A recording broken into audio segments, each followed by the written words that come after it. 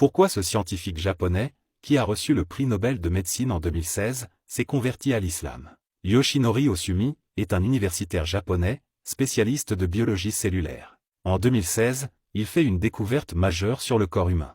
Yoshinori explique que le corps humain peut s'auto-nettoyer. Quand le corps a faim, il se mange lui-même et nettoie toutes les cellules malades, cancéreuses et vieillissantes. Ce qui permet de ralentir le vieillissement et lutter efficacement contre le diabète. Ce processus se nomme l'autophagie.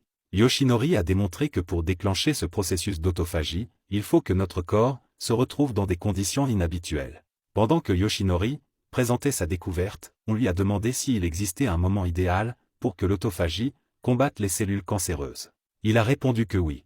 Et pour cela, il fallait 8 heures à 14 heures de jeûne, sans boire ni manger, pendant 25 à 28 jours par mois, chaque année minimum, pour éliminer complètement les cellules cancéreuses du corps.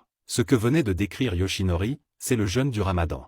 Les musulmans du monde entier jeûnent environ 29 à 30 jours chaque année. Ils s'abstiennent de boire et de manger, sur une période de 8 à 14 heures, selon le jeûne le plus long et le plus court dans le monde.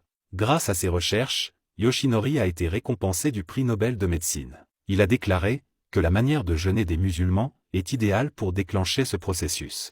Quelqu'un m'a demandé ici, pourquoi, alors que l'islam est si avancé dans la science, les musulmans ne créent rien. Par musulmans, il entend bien évidemment les Arabes. Or que l'islam n'est pas la religion des Arabes. Muhammad, paix et salut sur lui, n'a pas été envoyé qu'aux brebis perdues de la maison d'Ismaël, comme Jésus, paix sur lui.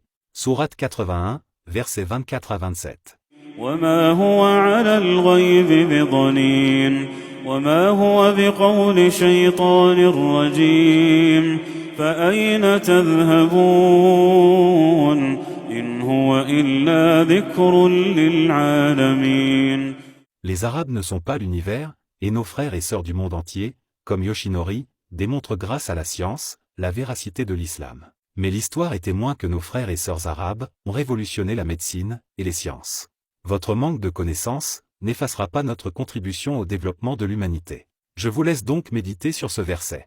أياما معدودات فمن كان منكم مريضا أو على سفر